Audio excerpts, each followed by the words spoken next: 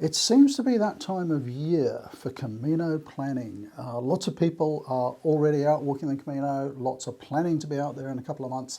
You might be in the midst of your detailed planning or just thinking about a Camino. What I'd like to do this week is to give you my top 5 priorities in terms of Camino planning. The last 2 might surprise you. Coming right up.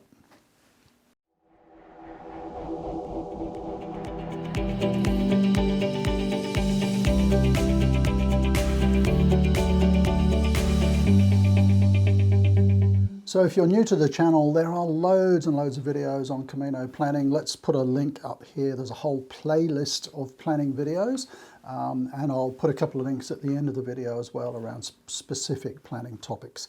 So I'm not talking this week about which Camino to walk and where to start and things like that. This is broader, more high level. It's about the priorities that I think are really important on you having a successful and enjoyable Camino. And as I mentioned, the last 2 might be a bit of a surprise if you've never walked a Camino. So here we go, top 5. I'm not going to get into these in detail because there are detailed videos on the channel, but really just want to highlight these for you, get you thinking about them. Number 1, footwear. Absolutely number 1. If there is anything that is going to ruin your Camino, make it less enjoyable than you hope, it's going to be that something happens with your feet. You're going to get blisters, you're going to get sore feet, you're going to have foot problems of, numerous types. So your feet and footwear, I reckon, are the number 1 priority for you to have a great Camino. Now, I'm not going to recommend specific footwear. There are videos on the channel about footwear, and in fact, in the next couple of weeks, I'll do an updated video on the footwear I'm using on my next Camino, because I've gone through a whole bunch of different trials on different types. But footwear is a very personal thing. There's lots of debates about it online. So whatever works for you might not work for someone else. People love these. These are Ultra Lone Peaks, so I thought I'd got to get some and try them out. They're awful for me. They're just way too thin. They're not cushioned enough for me. Most people love them. So footwear is a very personal thing. Your challenge is to find footwear that's right for you. And I'm trying out a couple of pairs now. I'm actually down to some Hoka Stinsons. I have in the past worn boots, but I can't wear boots anymore because I've got bad knees and boots are too heavy, and it makes my knee problems worse. So I'm having to go to lighter footwear, which means shoes. It's hard for me to get used to shoes because they don't have the support and so on. I'm finding with one pair of my Hokas, they are just slightly too long and my heel lifts a little bit when I'm going uphill. So I'm actually trialing a pair that's half a size smaller. I'm finding they're very comfortable, but after 2 or 3 days, my feet are going to swell. They're probably going to be too small. So I'm trialing a few different ones at the moment. But take time. This is the key. Take time to select your footwear. Spend time, in the various stores trying out different footwear. Don't buy something just because lots of other people buy it or that your friend says they're great, because whatever works for someone else is probably not going to work for you. We're all different. We're different fitness abilities. We've got different foot structures, age, fitness, and so on. We're all going to have different preferences. But take time in the stores to try out your footwear, and make sure that you're going to wear the socks that you're going to wear on Camino. I'll do another video on socks coming up because I've got a few ideas to share on socks. But wear the socks that you're going to wear while you're on Camino. Take time. If I'm looking at shoes for a Camino, I'll spend at least an hour in the store, and I go into the store and I say, hey, look, I'm going to be here for a while. I will buy something, don't worry, but I want to try out some different things, and I have in my mind very clearly what I want. So because I've tried lots of shoes over the years, I can now go into a shoe store and say, look, I don't want zero drop, they don't work for me, I need at least a 5mm drop. I'll explain this in the shoe video that I'm going to do. I need them of a certain weight. I want Gore-Tex or not, so I can be fairly specific, in terms of the sizing and the fitting and so on. So I'm rambling on a bit, I know, but your feet your footwear is probably the number one priority. So if anything's going to ruin your Camino, it's going to be something going wrong with your footwear. And with your footwear is the socks. So I'll do videos next week and the week after on shoes and socks. So number two, I reckon, in terms of priority is fitness. And it's not quite what you might expect. I'm not suggesting for a minute that you need to do some sort of training regime, fitness regime, so that you can suddenly rush out and walk the Pacific Crest Trail. What's that, 5,000 miles or something? You don't need a fantastically high level of fitness to walk a Camino. Let me flip it to the other end of the scale. What will detract from your Camino is that if you really haven't done any training at all, if you're vastly overweight, I was on my first 3. So what I'm saying is be sensible about fitness.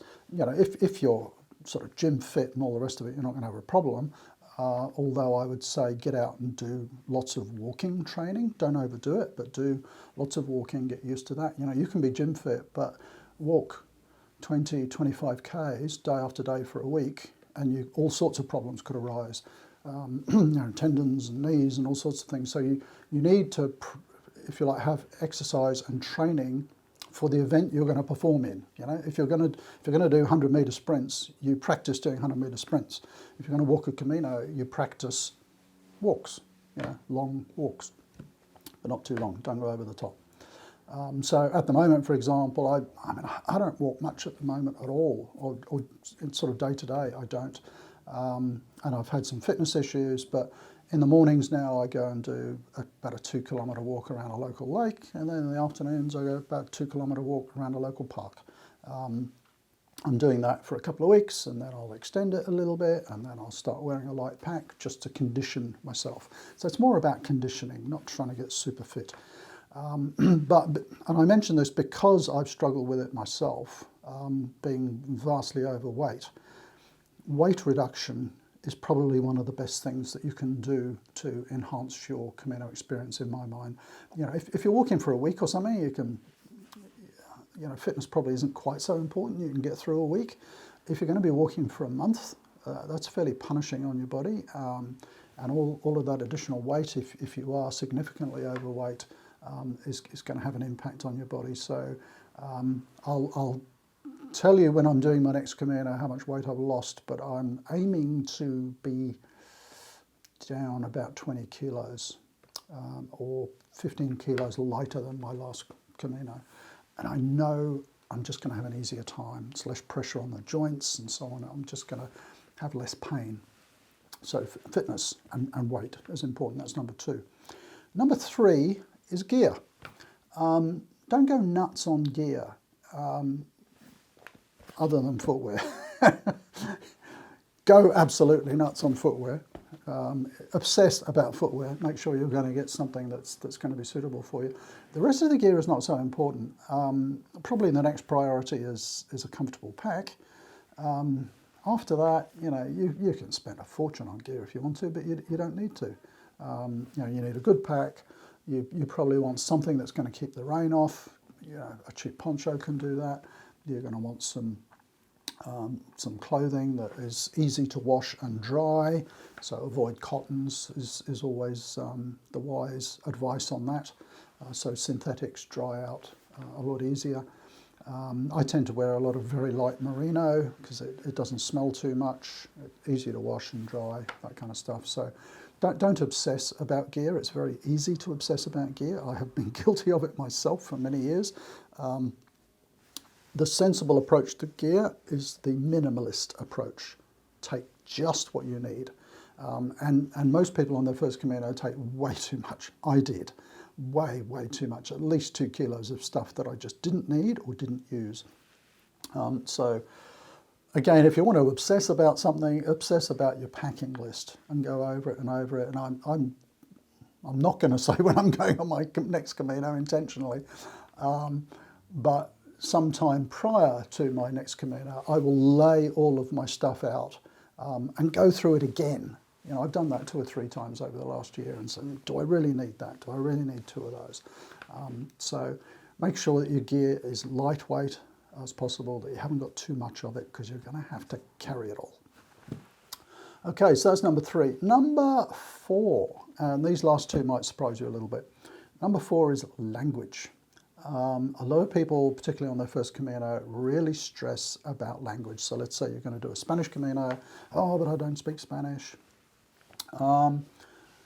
Look, if you have an interest in languages, if you have a natural ability with languages, great, go for it. Learn some Spanish. It's going to enhance your experience, absolutely. If you don't speak a word of Spanish and you really struggle with it, don't stress about it. It's surprising how you can get by, with sign language, with Google Translate. I hardly spoke a word of Spanish on my first Camino. And I can remember going into a little guest house one evening, and the lady spoke to me, and the Spanish to me always seemed to speak so fast. I didn't catch a word of it. And I just went, hang on a minute. And I turned on Google Translate and I held the phone up. She kind of went, oh, okay. And she spoke into it. And she said, dinner's at 7. I went, muchas gracias. So, there's ways around it. Obviously, if you can speak a little bit of Spanish, it helps. But don't stress if you can't. On the more popular Caminos, you'll find more people tend to speak other languages. I was going to say English, but, that's bit of a presumption, isn't it? We expect the rest of the world to speak English. But whatever your mother language is, they're more likely to speak bits of that on the more popular Caminos. On the more remote ones, it's probably just going to be Spanish, so a little bit of Spanish can help, but don't stress over it. I always say to people who haven't travelled much generally, if you're going to go to another country, at least be polite enough to learn 10 words or a dozen words. And I can remember my very first trip to Thailand, I was going there on business with a friend of mine, and we were reading the Thai Airways magazine. And they had like a little half page on some basic Thai words. And by the time we landed in Bangkok, we knew those. And it was, my name is, hello, please, thank you, where is, all that type of stuff. Learn those basic sort of polite words, as I call them, so that you can say good morning, thank you, how much, at least learn that. I think people appreciate it. So language, don't stress over it. And number 5, this one might surprise you. Manage your expectations, and in fact, maybe go with no expectations. A lot of people build the whole Camino idea up in their minds that it's going to be this fantastic adventure, it's going to be like that movie, it's going to be like, my friend's Camino.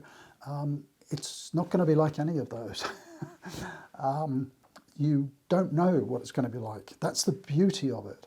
And I think it's far better if you go with no expectations at all.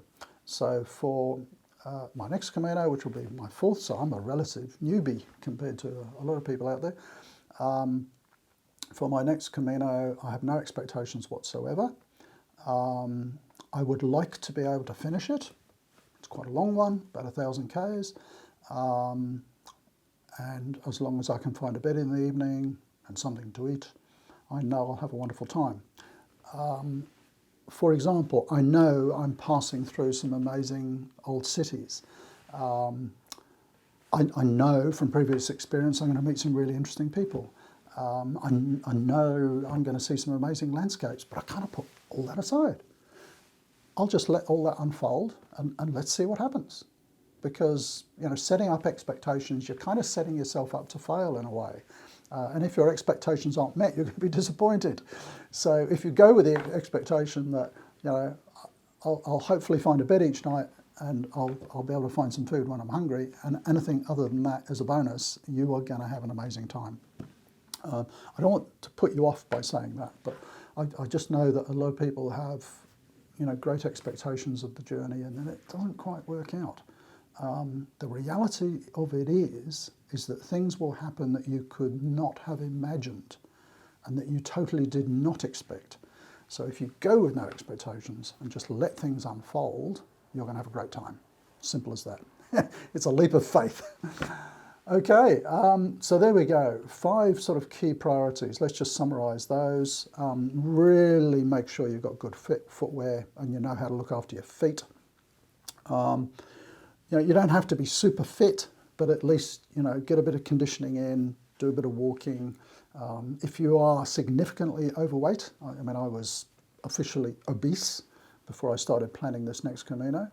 I'm now termed overweight, so I'm getting there. So, weight loss, great excuse to lose some weight and you'll feel better for it. Gear, don't obsess over it. As long as you've got good footwear, good pack, the rest, just don't take too much of it. Language, don't stress if you don't speak too much Spanish, and go with no expectations and you'll have a wonderful time. There we go. My top 5 priorities. Maybe you have some priorities that you'd like to add. Comment down below. If you've walked a few Caminos yourself, what would you add in terms of priorities? Or if you're looking forward to your first one, is there something that you're particularly worried about or around expectations? Do comment down below. But thanks for watching. See you next time. And if you haven't subscribed, do hit the subscribe button and I'll see you next week. Bye for now.